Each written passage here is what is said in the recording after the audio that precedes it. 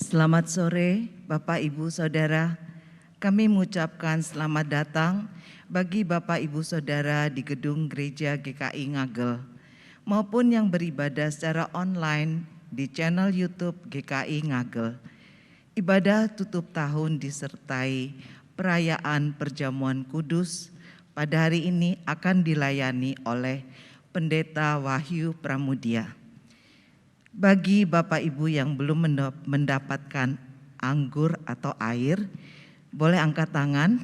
Demikian juga yang ingin menukarkan anggur dengan air. Tolong Bapak Ibu cek di depan.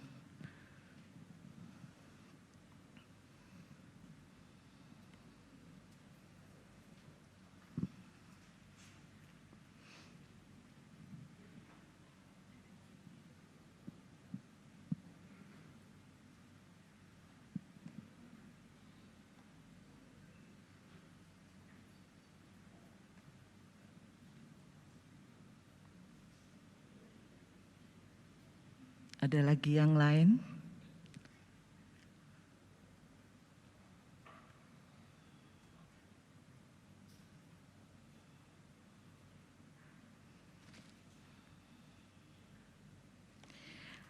Jemaat yang beribadah di dalam gedung gereja dimohon untuk tetap memakai masker, menjaga protokol kesehatan, dan mengganti mode suara handphone ke mode hening selama ibadah berlangsung.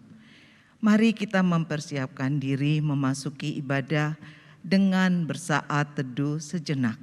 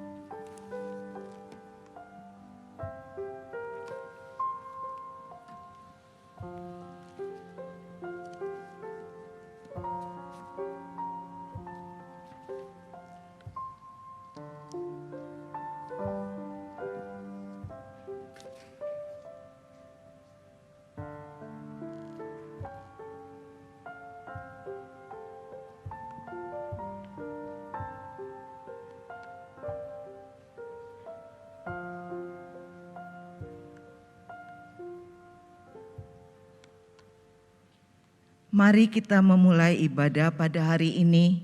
Jemaat dipersilakan berdiri. Dengan segenap hati kita datang menyembah Tuhan.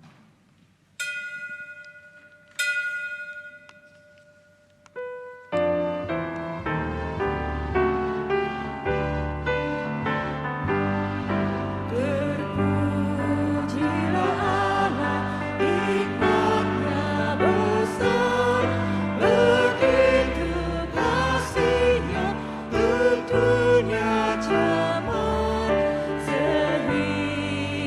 diberilah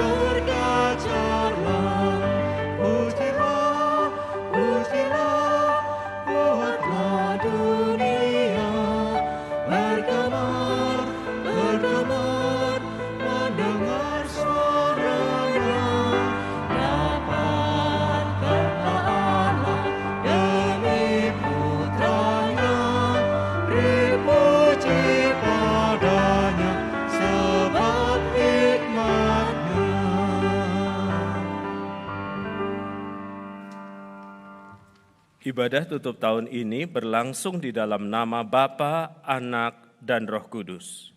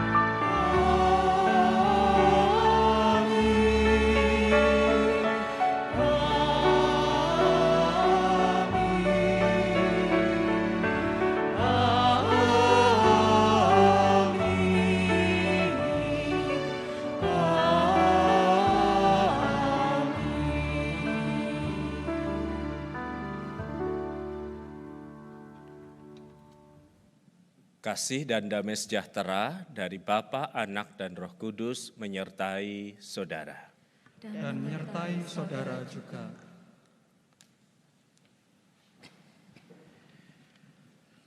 Bapak, Ibu, dan saudara sekalian, selamat datang dan selamat beribadah di tutup tahun ini di GKI Ngagel.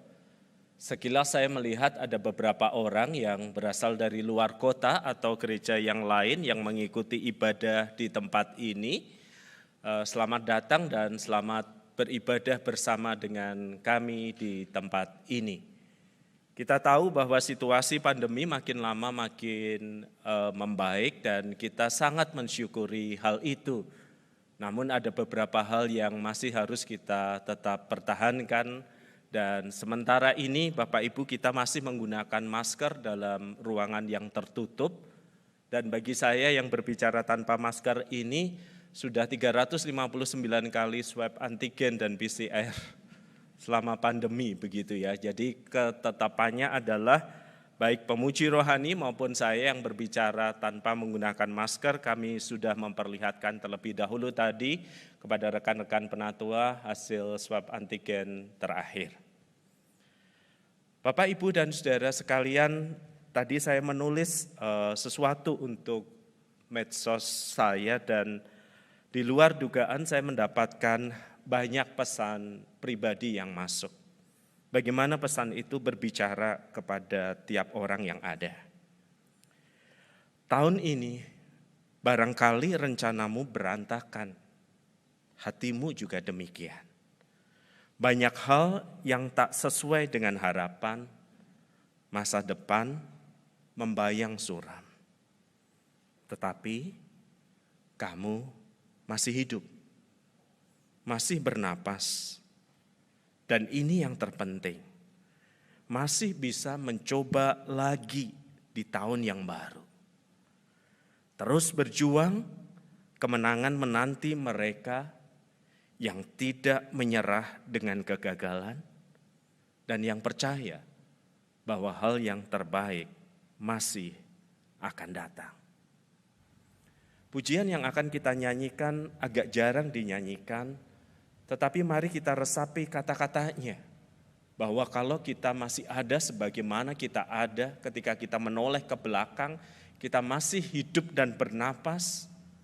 Sebagian menganggapnya sebagai sebuah pencapaian dirinya, tetapi lebih daripada itu kita tahu, kalaupun kita masih ada, masih bisa bernapas, masih bisa berada di tengah orang-orang yang tercinta dan beribadah, ada anugerah Tuhan dalam kehidupan kita.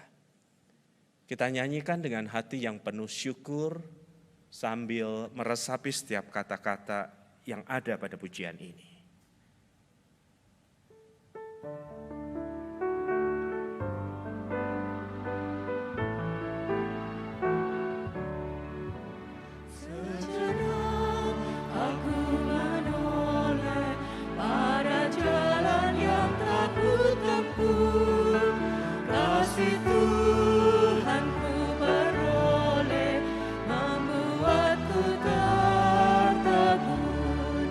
Jalan itu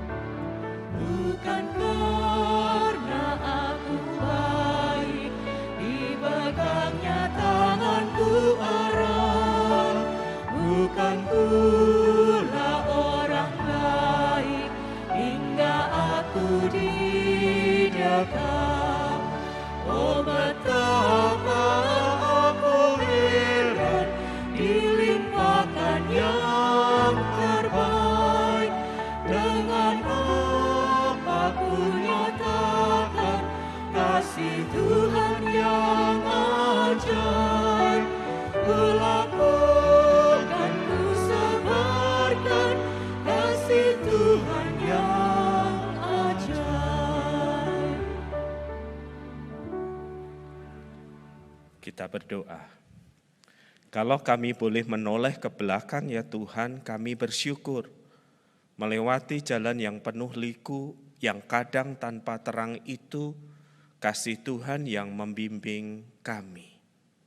Bukan karena kami layak dan pantas, tetapi sungguh karena anugerah Tuhan menopang kami. Terima kasih untuk kesempatan ada, hidup, bernafas, berada di antara orang yang tercinta, walaupun sebagian harapan atau rencana kami tidak atau belum mewujud nyata. Terima kasih kami boleh menuntaskan tahun ini karena anugerah, kasih dan kemurahan serta kebaikan-Mu.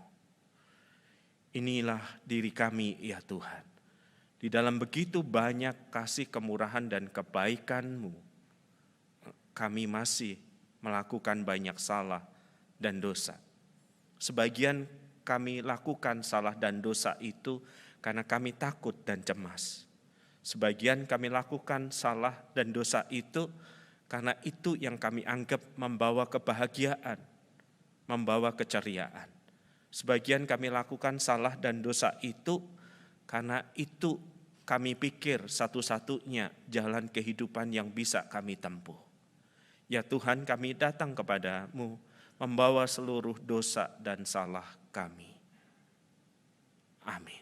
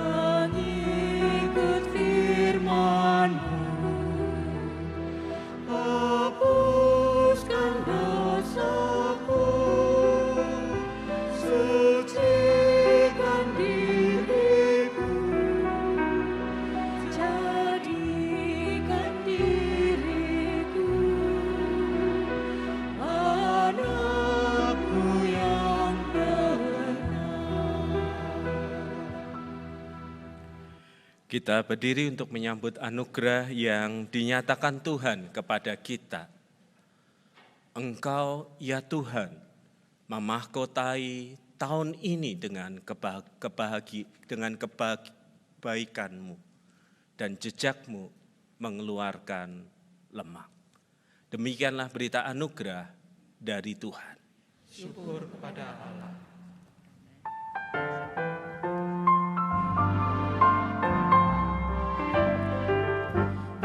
Bersukacita selalu, tunjukkan wajah gembiramu. Lihat teman di kanan kiri dan di sekitarmu, berikan salam damai, karena kasih karunia serta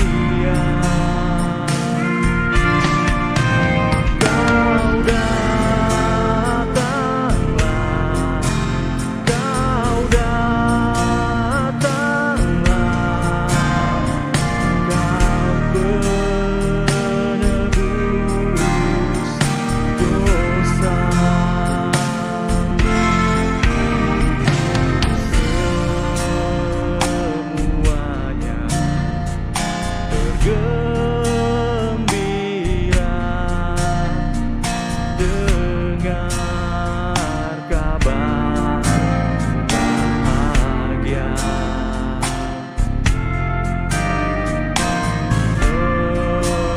Engkau datang ke dunia, Kau penebus dosa, Kau penebus dosa.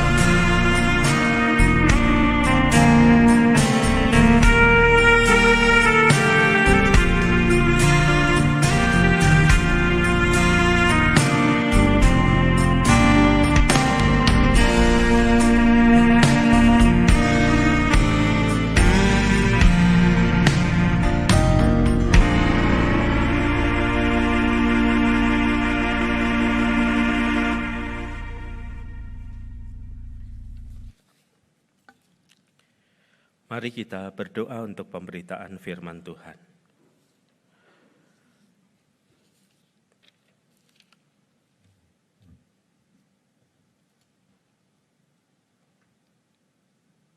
Berbicaralah kepada kami ya Tuhan secara khusus ketika kami menutup tahun ini, agar kami bisa memeriksa perjalanan kehidupan kami dan membiarkan Tuhan juga memeriksa hati dan pikiran kami.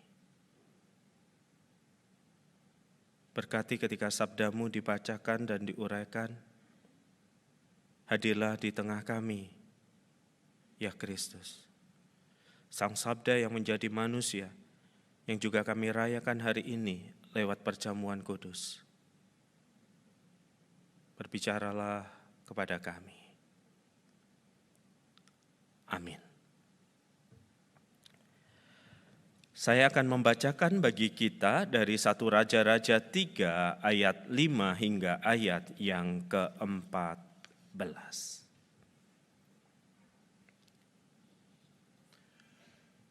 1 Raja-Raja 3 ayat 5 hingga 14. Di Gibeon waktu itu Tuhan menampakkan diri kepada Salomo dalam mimpi pada waktu malam, berfirmanlah Allah, mintalah apa yang hendak kuberikan kepadamu.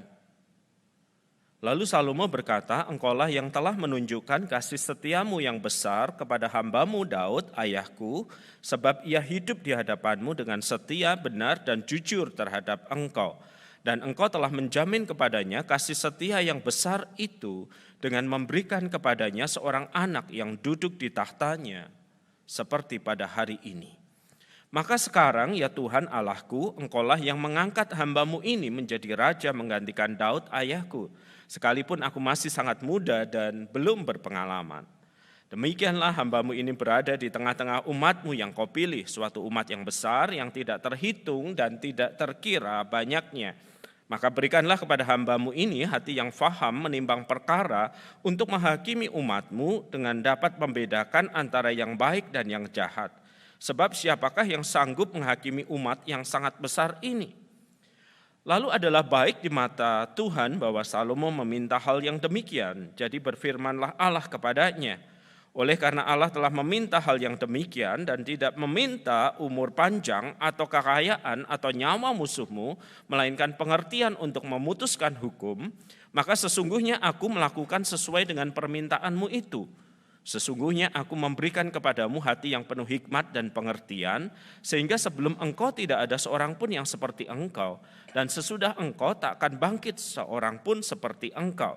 Dan juga apa yang tidak kau minta aku berikan kepadamu, baik kekayaan maupun kemuliaan, sehingga sepanjang umurmu tak akan ada seorang pun seperti engkau di antara raja-raja. Dan jika engkau hidup menurut jalan yang kutunjukkan dan tetap mengikuti segala ketetapan dan perintahku, sama seperti ayahmu Daud, maka aku akan memperpanjang umurmu.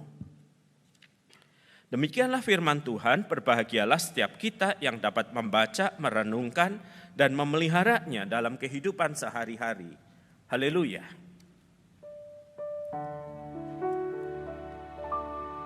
Haleluya.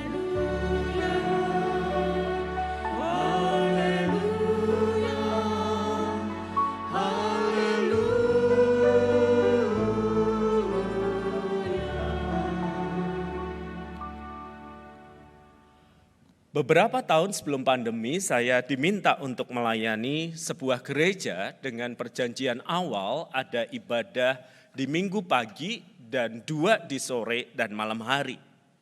Namun ketika saya mengkonfirmasi ulang pelayanan itu, gerejanya berkata, "Pak, yang pagi ditiadakan. Di kota ini diadakan lomba lari 10 km. Kalau Pak WP mau ikut juga boleh." Saya bilang kalau saya ikut lomba lari 10 km pagi hari, pastikan cari pengganti untuk khotbah sore dan malam hari. Saya nggak akan kuat lari sejauh itu, biasanya cuman lari dari kenyataan aja. Nah hari itu benar Bapak Ibu, karena saya tinggal di gereja, pengurus gereja yang datang pagi itu berkata, "Udah Pak, kita kan nggak ada acara ya, yuk tempat start dan finishnya nanti nggak terlalu jauh kok dari gereja ini. Kita nungguin aja di situ, lihat orang start lari." Beberapa anak pemuda, beberapa pengurus gereja ikut kok lomba lari 10 km. Nanti start dan finishnya juga di situ. Maka saya saudara-saudara daripada pagi itu nggak ada kerjaan, saya ikut dengan pengurus gereja itu. Nah di tengah jalan kami ketemu tuh dengan peserta yang datang dari gereja tempat saya akan melayani itu. Mereka berkata, "Doakan ya Pak supaya kuat ya, supaya bisa selesai 10 km. 10 km kan nggak terlalu berat ya Pak," dan yang lainnya. Dan ketika panitia menata untuk lari maraton itu dimulai, saya tahu beberapa orang datang lebih awal untuk mengambil posisi start yang ada di depan. Termasuk serombongan dari gereja itu. Dan demikianlah saudara-saudara, dalam hitungan yang sudah ditetapkan, bendera dikibaskan dan peserta itu berlari. Beberapa orang nampak meyakinkan saudara-saudara ketika bendera itu pertama kali dikibaskan. Kemudian pengurus gereja bilang, "Kita balik dulu ke gereja, ntar kita lihat Pak berapa yang nyampe finish." Beberapa jam kemudian. Kami di gereja, kami ngobrol beberapa jam dan kemudian kita diminta, "Ayo kita tunggu Pak, siapa yang keluar sebagai juara maraton itu." Nah saudara-saudara sudah 1, 2, 3, 10, 100 bahkan mungkin lebih dari 500 orang sudah menyelesaikan finish itu saudara-saudara. Tetapi kok saya nggak ngelihat rombongan dari gereja yang tadi ikutan lari ya saudara-saudara ya.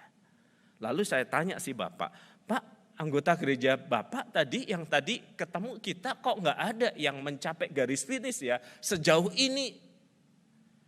Terus kita tunggu, "Iya ya, nggak ada ya, nggak ada ya." Nggak ada saudara-saudara, dari kurang lebih 10 belasan orang itu nggak ada yang nyampe finish. Terus kita bilang, "Yuk Pak kita kembali aja ke gereja." Nah ketika kami nyampe di gereja, saudara-saudara kali lihat beberapa orang yang ikut maraton tadi udah duduk, ngopi, ambil snack. Dan kita bingung, kok kalian gak nyampe finish gitu ya. Kok malah di gereja yang beberapa ratus meter dari tempat finish. Mereka malah ketawa lalu bilang gini, "Masih lumayan kami Pak, nyampe di gereja gak nyampe finish, duduk istirahat, ngopi, makan. Teman-teman yang lain tuh masih nyungsep di warung soto, warung bakso, warung apa lagi di perjalanan tadi lah Pak. Kami itu udah lumayan hampir finish tetapi gak nyampe finish." Dan dari situ saudara saya bisa ngerti gitu ya. Hal yang sama juga terlihat di dalam kehidupan kita kan. Ada orang-orang yang mengawali hidupnya itu dengan begitu baik gitu loh. Berpendidikan baik, berpenampilan baik, dari latar belakang keluarga yang baik. Tetapi kita tahu mereka enggak finishing well di dalam hidup mereka gitu ya. Mereka somehow entah dalam perjalanan mereka gagal dalam tanda kutip menyelesaikan hidup mereka dengan baik. Dan mereka sekarang ada di tempat-tempat yang di luar dugaan kita, di luar prediksi kita. Gak nyangka ya Pak, si X yang dari latar belakang keluarga yang baik, aktivis gereja, sekarang malah ditahan polisi untuk tindak kejahatan yang begitu keji. Siapa ngira Pak kalau lihat wajahnya begitu polos, latar belakangnya begitu baik, kenapa endingnya di situ? Coba Anda lihat saudara-saudara, Anda ingat beberapa teman Anda yang sejauh ini, yang dulu Anda prediksi orang ini pasti berhasil nih, orang ini pasti luar biasa nih, modalnya jauh lebih baik dari kita. Bisa jadi loh saudara-saudara, hidup mereka sekarang sedang ada di tempat-tempat yang tidak kita duga, tempat-tempat yang tidak kita bayangkan, tempat-tempat yang membuat kita bisa berpikir, kok akhir hidupnya kayak gitu ya. Sementara saudara-saudara ada teman-teman yang dulu ngos-ngosan gitu ya, remedial terus, langganan, IP, Nasakom. Tapi sekarang nih, Anda ngelihat dia seperti wow gitu. Ini orang yang dinaikkan kelas hanya oleh anugerah dan kemurahan. Ini orang yang dulu kuliahnya enggak niat. Tetapi setelah terpisah beberapa lama dalam perjalanan, dia itu ada pada titik yang saat ini membuat kita kagum gitu ya. Dan sekaligus membuat kita bertanya, kayaknya saya lebih pintar dari dia deh Pak, kok dia lebih berhasil dari saya? Awal yang baik saudara-saudara tidak akan menjamin bahwa perjalanan di tengah itu juga baik dan endingnya juga baik. Belum tentu demikian. Robert Clinton, saudara-saudara, seorang pakar kepemimpinan Kristen yang meneliti tokoh-tokoh Alkitab, saudara-saudara, setelah dia mengumpulkan 50 tokoh yang bisa dilihat dari awal sampai akhirnya, dia menyimpulkan, saudara-saudara, bahwa hanya 1 dari 3 tokoh Alkitab itu yang dia analisis dalam bukunya itu, hanya 1 dan 3 yang menyelesaikan hidupnya dengan baik. Yang finishing well gitu loh saudara-saudara. Yang akhir hidupnya juga masih setia dalam Tuhan. Yang akhir hidupnya juga memuliakan Tuhan. Hanya 1 dari 3 saudara bayangkan. 2 dari 3 yang lainnya somehow di tengah perjalanan itu mereka melakukan hal yang tercela atau meninggalkan Tuhan. Nah salah satu analisisnya yang menarik, ia berkata begini saudara-saudara. 2 dari 3 yang tidak finishing well itu, yang tidak menyelesaikan dengan baik itu adalah mereka yang berhenti untuk bertumbuh dalam satu hal ini. Satu hal yang disebutkannya adalah hikmat. Jadi 2 dari 3 itu tidak bertumbuh di dalam hikmat. Seiring dengan perjalanan kehidupan dan pelayanan mereka, sehingga mereka akhirnya tidak finishing well. Nah saya tahu kita sering menyebut kata hikmat saudara-saudara. Tetapi hikmat berbeda dengan kecerdasan. Berbeda dengan IQ yang bisa diukur gitu ya. Hikmat adalah keterampilan menggunakan pengetahuan untuk menyelesaikan masalah. Jadi bahan baku hikmatnya memang pengetahuan saudara-saudara. Tetapi bagaimana menggunakan pengetahuan itu untuk menyelesaikan masalah, itulah hikmat. Makanya bisa jadi ada orang yang IQ-nya tinggi, saudara-saudara, pengetahuannya banyak, tetapi kita berkata teori tok, ngomong tok, tapi tidak bisa membawa semua pengetahuan dan kecerdasannya itu untuk menyelesaikan sebuah masalah. Sering kan saudara-saudara kita ada di dalam sebuah rapat, kita terpesona dengan pengetahuan, wawasan seseorang ketika bicara satu hal, tetapi itu seperti pesawat yang take off lalu muter-muter gak landed-landed. Dan hati kita menanti kesimpulannya apa ya, kesimpulannya apa ya, kesimpulannya apa ya. Tetapi tidak ada kesimpulannya apa. Dia mengakhirinya dengan berkata, ya demikian pandangan saya terhadap isu itu. Kita langsung lemes, ya teori tok. Hikmat adalah pengetahuan saudara-saudara yang tidak berakhir pada teori. Hikmat adalah pengetahuan yang dipakai untuk menyelesaikan masalah. Dan Alkitab khususnya Salomo memperlihatkan hikmat itu ketika ada satu periode di dalam kehidupannya, 2 orang perempuan, Alkitab mencatat itu perempuan sundal, perempuan yang kurang benar, memperebutkan seorang bayi saudara-saudara. Nah bayi ini kan gak bisa ngomong, itu mamaku. Kalau bisa serem kan. Nah bayi yang lahir beberapa hari ini diperebutkan perempuan. Karena salah satu perempuan itu juga punya bayi. Tetapi cerita Alkitab bayi itu meninggal. Karena ketika tidur nggak sengaja kegencet gitu. Dan tinggal 1 bayi ini yang kemudian diperebutkan oleh 2 perempuan itu sampai ke tangan Raja Salomo. Semua orang tahu bahwa ibu mengasihi anaknya. Normalnya demikian. Tetapi bagaimana menggunakan pengetahuan itu untuk menyelesaikan masalah? Itu yang diperlihatkan oleh Salomo. Dan Alkitab mencatat, Salomo meminta agar bayi itu dibelah saja jadi dua. Kasih separuh yang lain. Selesai masalah. Tetapi seorang ibu menangis dan berkata kepada Salomo, biarkanlah dia hidup. Yang satu berkata, udah bagi dua aja, sama-sama gak dapat. Dan Salomo yang digambarkan Alkitab penuh hikmat berkata, berikan bayi itu kepada ibu yang menginginkan dia tetap hidup. Itu adalah ibunya. Karena demikianlah naluri seorang ibu, bukan? Lebih baik dia hidup di tangan perempuan lain, dan saya kehilangan anak saya, daripada menyaksikan anak saya mati dibelah di depan mata saya. Dan Alkitab menggambarkan peristiwa itu sebagai contoh hikmat dari seorang bernama Salomo yang mampu menggunakan pengetahuan seorang ibu normalnya mencintai anaknya untuk menyelesaikan sebuah problem yang konkret. Dan karena hikmatnya itulah Salomo dikenal sebagai sosok yang berhikmat, bukan? Saudara-saudara, menarik ketika kita mencermati bahwa di awal dari dia menjadi raja, Salomo itu memohon kepada Tuhan.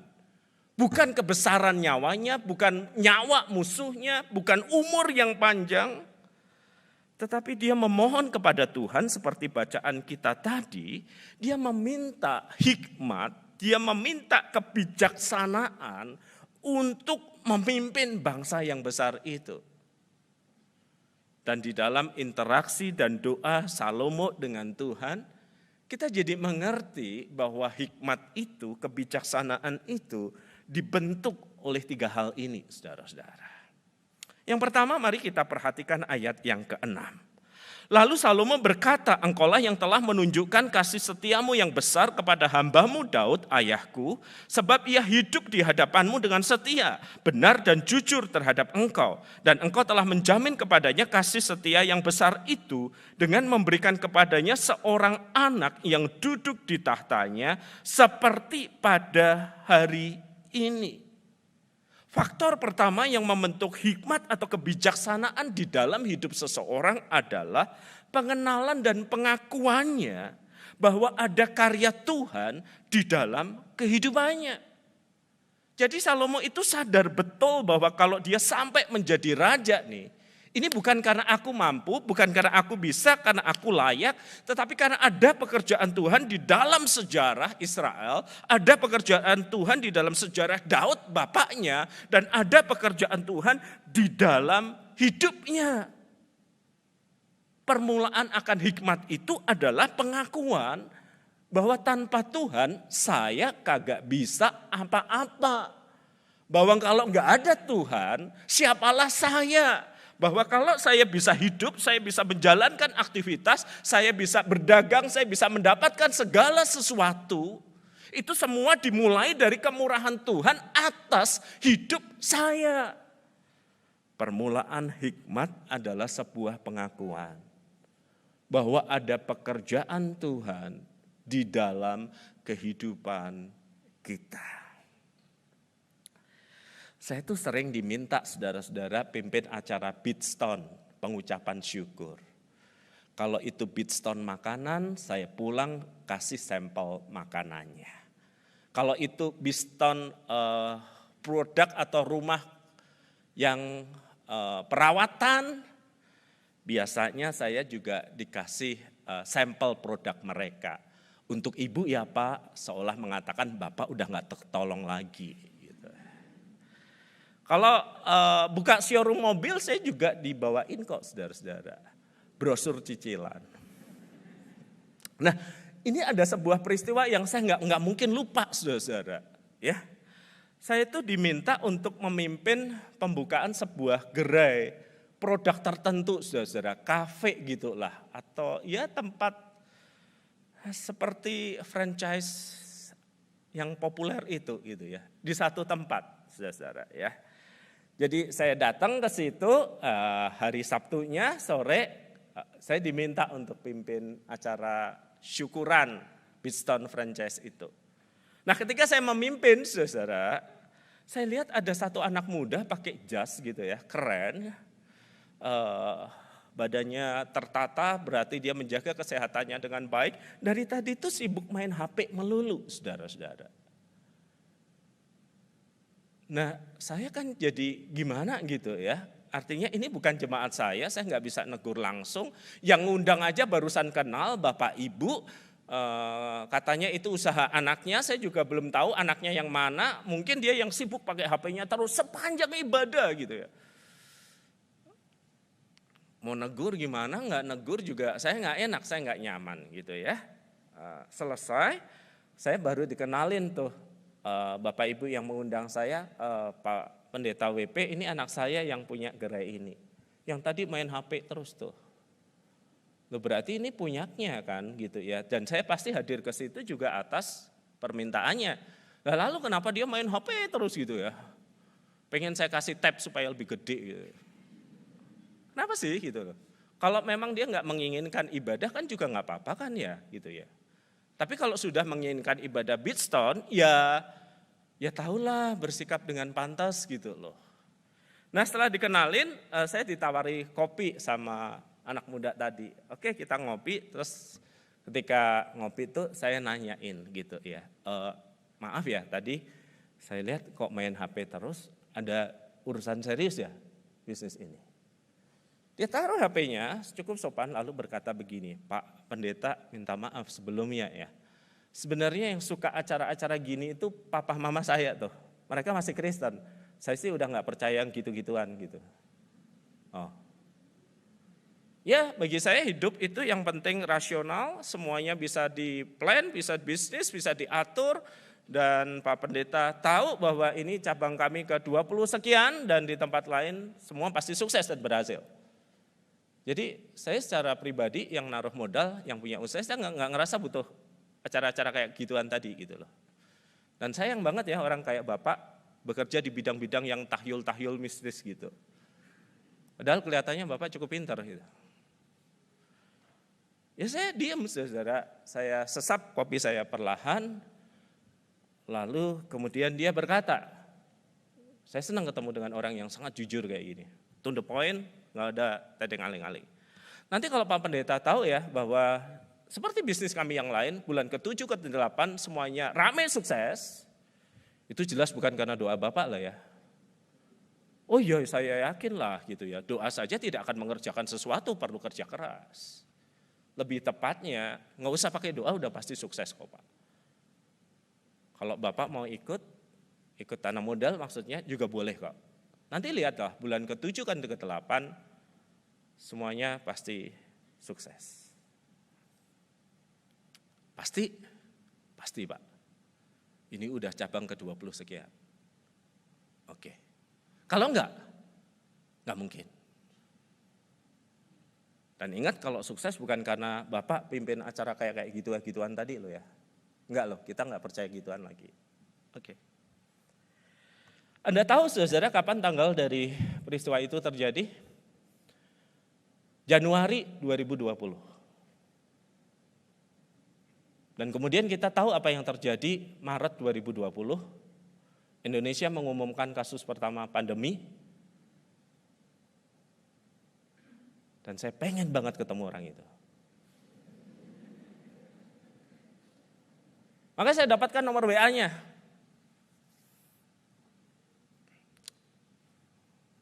Dan setelah 1,5 tahun ya, mungkin setengah tahun yang lalu saya WA. Masih ingat saya enggak orang yang kerja di bidang mistis-mistis gitu. How is your business? Bagaimana bisnismu? Jawaban pendek, tutup. Pandemi di luar prediksi.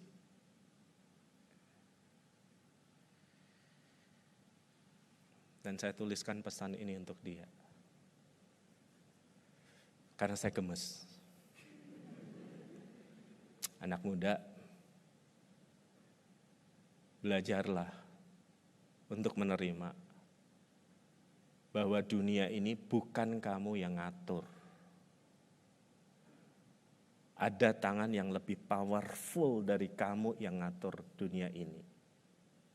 Kamu boleh gak percaya sama dia, tapi percaya atau gak percaya, dia yang ngatur dunia ini. PS, salam terakhir ya. Semoga sadar ya, bahwa gak segala sesuatu yang terlihat, bahwa gak segala sesuatu yang gak terlihat itu gak ada.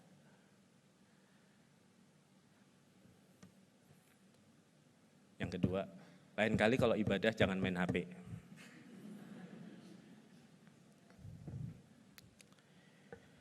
Kita ngerti saudara-saudara bahwa keberhasilan itu memupuk rasa percaya diri ya. Bahwa keberhasilan itu membuat seseorang merasa bahwa seolah-olah semuanya itu di tangan gitu loh. Bahwa dengan semua pengalaman itu, kita itu kemudian bisa menjadi sosok yang saya mulai dengan diri saya, Pak. Saya lakukan bisa kok, mampu kok, berhasil kok. Kita lupa bahwa permulaan akan hikmat itu betul-betul rasa takut akan Tuhan. Kesadaran bahwa kita itu butuh Tuhan. Kesadaran bahwa Tuhan itu yang membuat kita bisa mikir. Tuhan itu yang membuat kita bisa menganalisa. Tuhan itu yang membuat kita bisa doing this, doing that. Semua mulai dari Tuhan.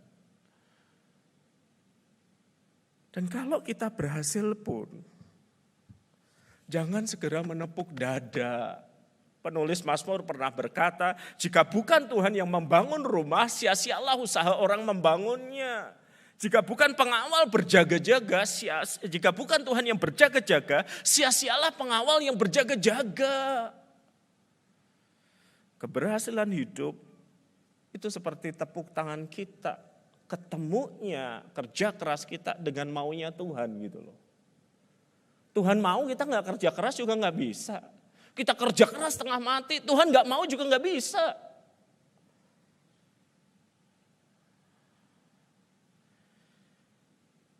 Hikmat itu dimulai dengan sebuah kesadaran bahwa saya itu hidup di dalam anugerah Tuhan. Saya itu nggak mampu di dalam diri saya sendiri, saya itu butuh Tuhan. Dan yang kedua, saudara, hikmat itu terbentuk oleh apa? Mari kita perhatikan ayat yang ke-7, saudara-saudara. Maka sekarang ya Tuhan Allahku, Engkaulah yang mengangkat hamba-Mu ini menjadi raja menggantikan Daud ayahku. Sekalipun aku masih sangat muda dan belum berpengalaman. Ayat yang ke-8, demikianlah hamba-Mu ini berada di tengah-tengah umat yang Kau pilih. Suatu umat yang besar yang tidak terhitung terkira banyaknya. Permulaan akan hikmat itu adalah kesadaran bahwa saya terbatas. Ada karya Tuhan di dalam kehidupan saya. Dan yang kedua, hikmat itu juga terbentuk berdasar pada kesadaran diri bahwa saya hidup di dalam dunia yang begitu kompleks. Lihat Salomo, dia mengatakan waktu itu saya masih muda, saya nggak bisa ini dan itu. Dan umat yang kupimpin itu umat yang besar, umat yang tegar tengkuk. Jadi dia sadar dirinya terbatas, dia sadar situasinya kompleks. Dan di dalam kesadaran seperti itulah dirinya terbatas, situasinya kompleks, maka dia melakukan apa yang menjadi bagiannya. Yaitu terus bertumbuh dalam hikmat, terus bertumbuh dalam tuntunan Tuhan. Terus merasa dirinya seperti gelas kosong yang siap Tuhan ajar, yang siap Tuhan isi. Gak ngerasa dirinya penuh.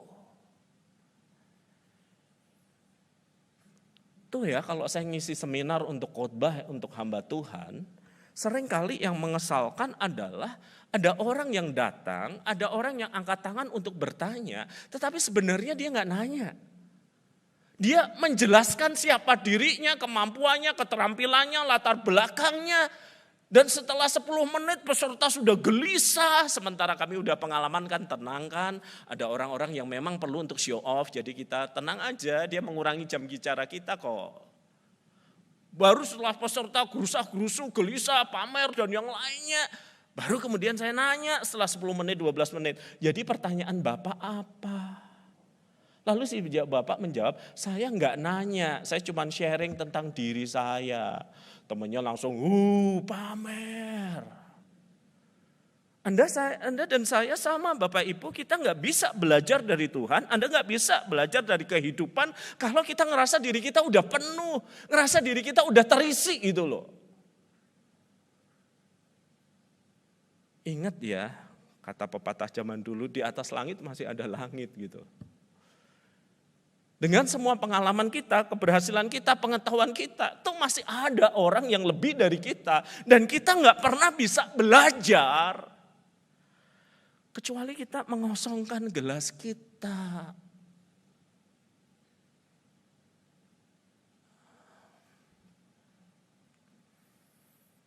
Tapi kesombonganlah yang membuat kita ngerasa kita udah tahu semuanya. Kita udah ngerti semuanya. Kita nggak perlu dengar dari orang lain. Kita nggak mau dengar bahkan dari Tuhan. Kita nggak mau dengar dengan siapapun.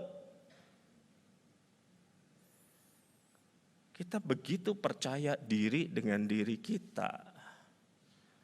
Sehingga kita nggak bisa diajar oleh Tuhan lewat kehidupan.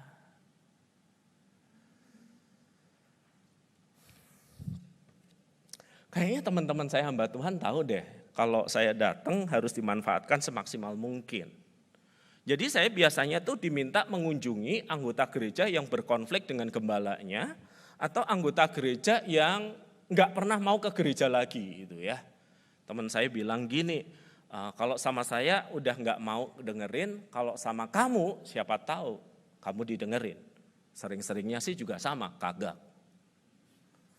Tetapi ya itulah gitu ya, teman selalu meminta gini, udah makan siang mau ngapain, mau istirahat. Daripada istirahat lebih baik mengerjakan pelayanan.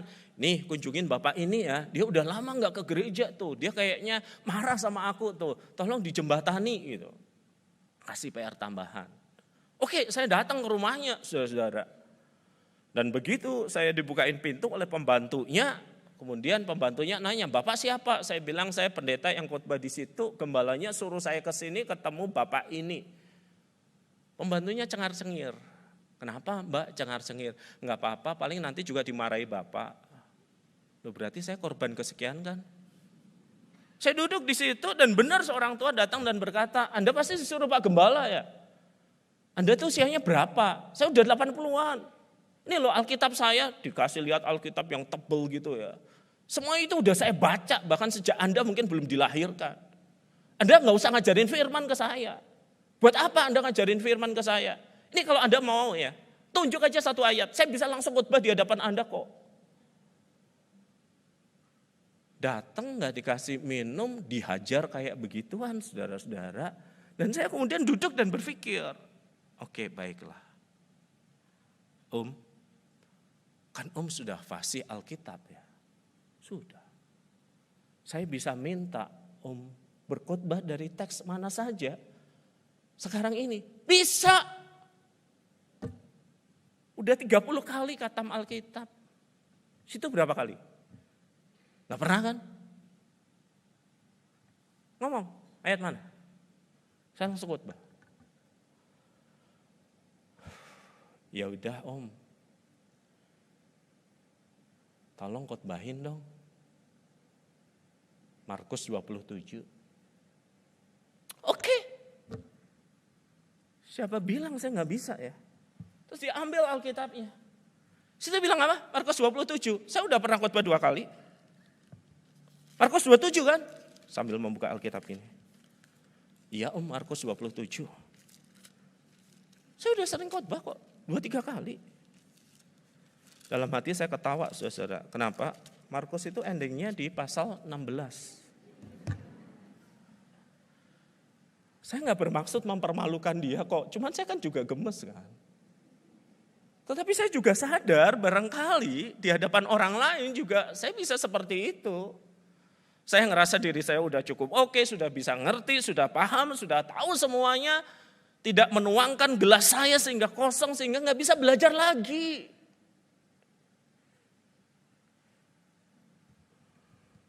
Jadi hikmat itu dibentuk dari awal yang takut akan Tuhan, dengan kesadaran bahwa saya ini masih terbatas dan hidup itu makin kompleks. Dan dengan dua hal inilah hikmat itu akan terbentuk dalam kehidupan kita.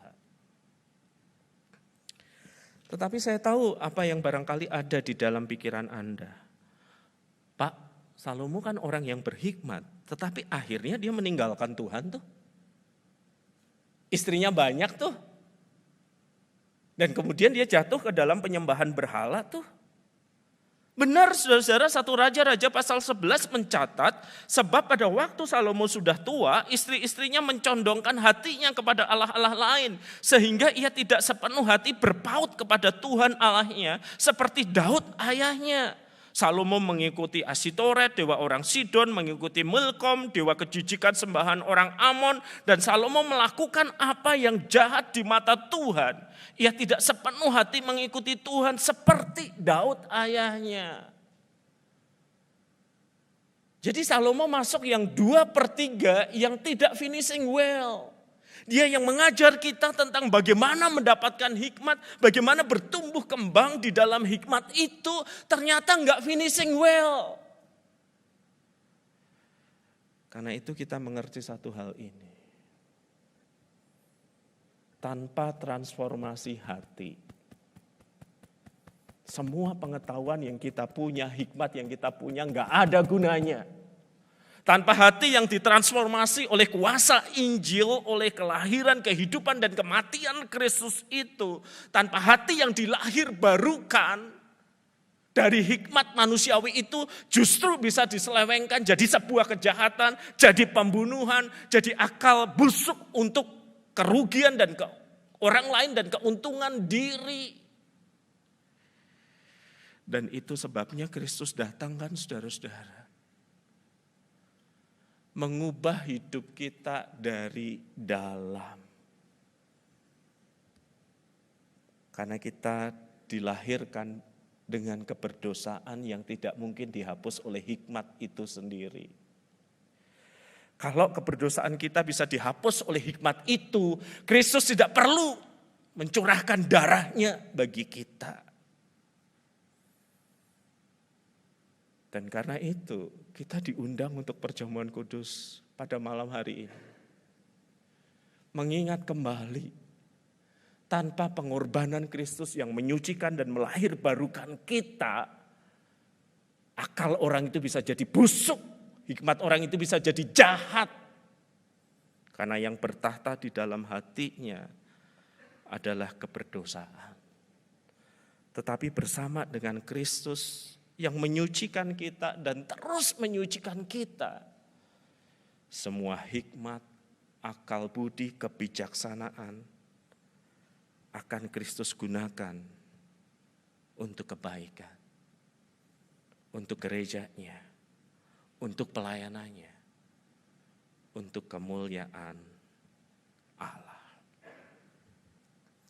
Jika hidup kita seperti maraton, saudara-saudara, apakah Anda dan saya sedang lari walau tertatih menuju garis finish? Atau hidup kita ternyata udah nyimpang, makan bakso, soto, pecel, rawon, atau duduk-duduk ngopi dan berkata, saya nggak mau lagi meneruskan hidup saya. Ringkasnya saya mau nanya, apakah Anda berada di tempat di mana seharusnya Anda berada di tahun ini? Kalau tidak, apakah Anda berada di tempat di mana dosa membawa Anda ke situ? Apakah Anda berada di tempat di mana kesalahan kehidupan Anda membawa ke situ? Kalau kita sadar kita tidak berada di mana tempat seharusnya kita berada, datanglah ke meja perjamuan. Kristus memanggil Anda untuk mendekat kepadanya sekali lagi. Mari kita berdoa. Tuhan, Engkau tahu kami berada di mana saat ini. Apakah kami berada di tempat di mana seharusnya kami berada, atau kami nyasar ke tempat di mana dosa memimpin kami, di mana kedagingan membawa kami, di mana kesombongan mengarahkan hidup kami. Engkau tahu. Dan kiranya anugerah-Mu yang membuat kami kembali diajak untuk mendekat, merasakan kasih Kristus dalam kehidupan kami. Amin.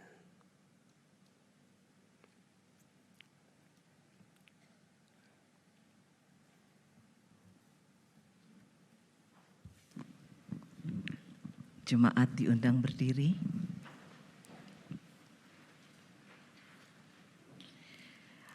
Marilah kita bersama dengan umat Allah di masa lalu, masa kini, dan masa depan mengingat pengakuan pada baptisan kita menurut pengakuan iman rasuli.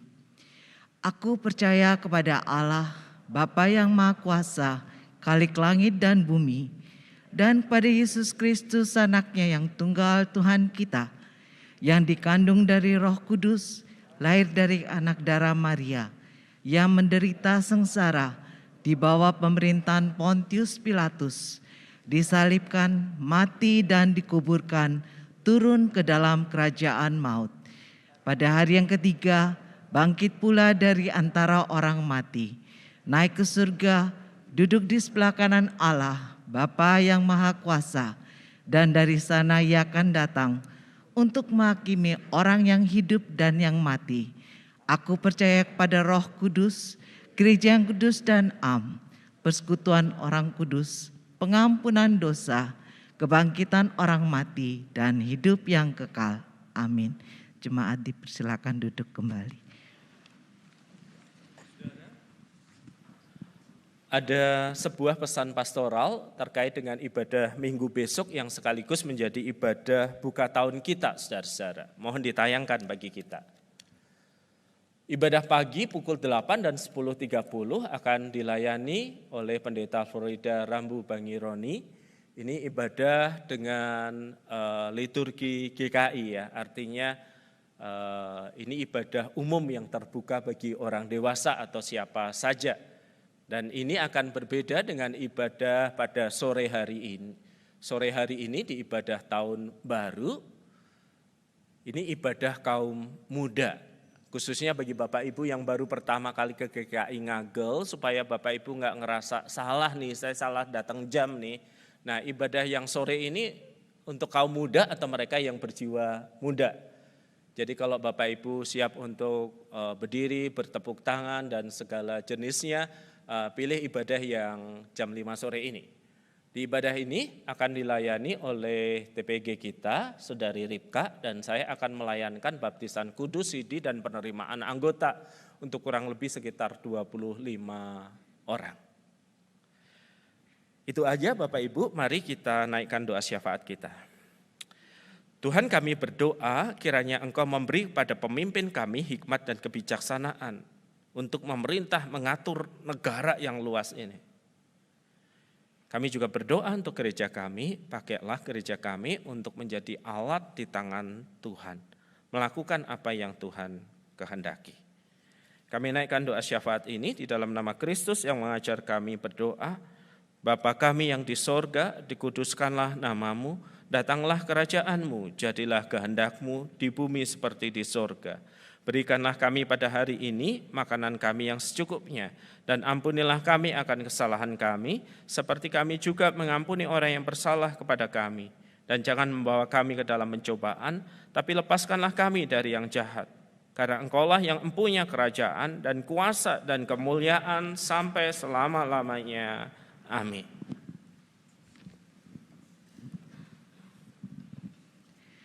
Persembahan adalah wujud tanda kasih kita kepada Tuhan. Mari kita mempersembahkan dengan penuh sukacita sambil mengingat firman Tuhan dari Amsal 3 ayat 9.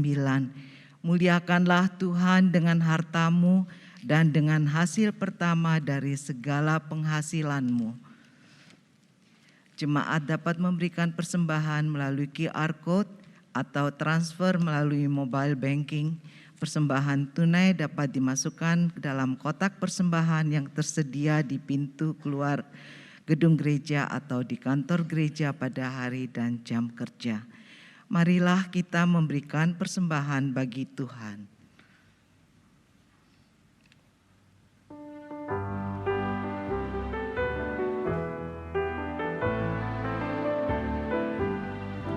Pakailah seluruh hidupmu dalam ladang dunia, tiap harta dan talentamu pergunakan baginya.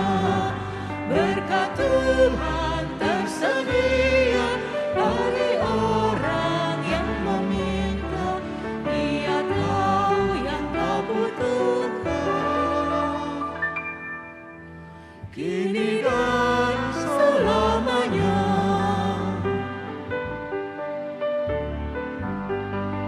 Sungguh banyak waktu terbuang untuk hal yang tak perlu. Tuhan banyak beri peluang menyalurkan kasih-Mu. Berkat Tuhan tersedia bagi orang yang meminta, Dia tahu yang kau butuhkan. Kini dan selamanya. Mari kita berdiri dan berdoa untuk persembahan.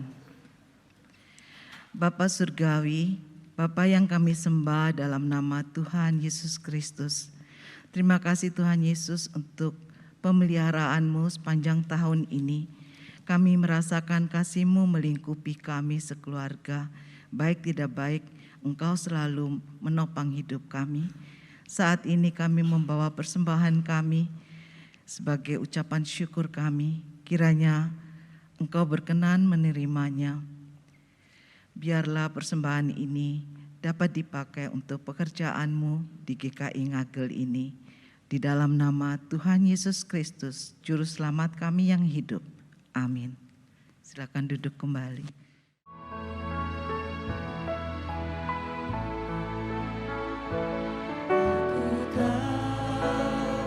Dan hari esok, namun langkahku tegak, bukan surga ku harapkan, karena surga kan lenyap.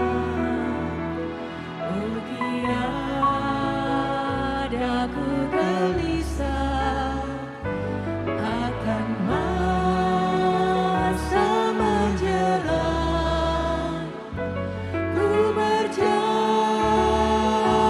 serta Yesus, maka hatiku tenang.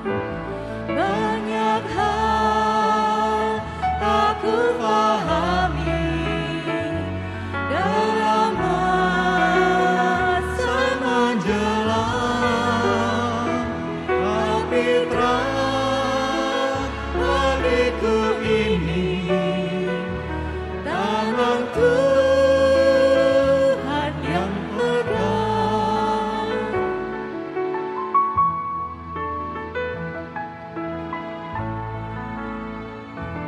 Tak ku tahu kan hari esok, mungkin langit kan gelap, tapi Dia yang berkasihan melindungiku tetap.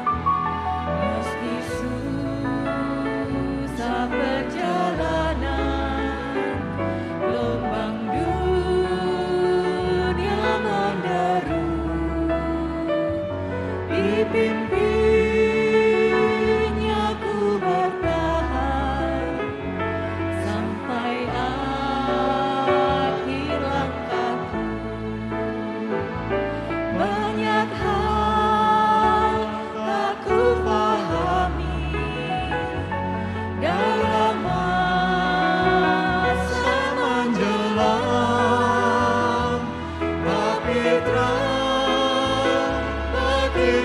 ini tangan Tuhan yang pegang. Arahkanlah hatimu kepada Tuhan. Kami mengarahkan hati kami kepada Tuhan. Jadilah saksi Kristus. Syukur kepada Allah, Terpujilah Tuhan. kini dan selamanya. Tuhan memberkati engkau dan melindungi engkau. Tuhan menyinari engkau dengan wajah-Nya dan memberi engkau kasih karunia. Tuhan menghadapkan wajah-Nya kepadamu dan memberi engkau damai sejahtera.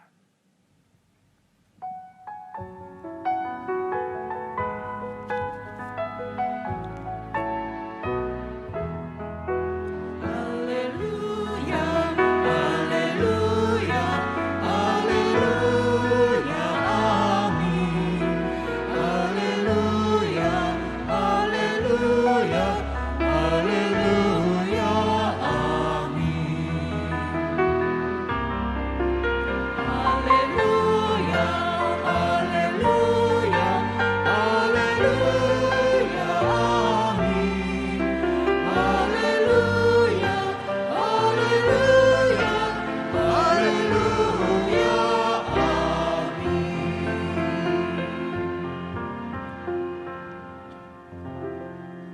Ibadah telah selesai. Jemaat dipersilakan duduk untuk bersaat teduh. Selamat menyongsong Tahun Baru 2023. Tuhan Yesus memberkati.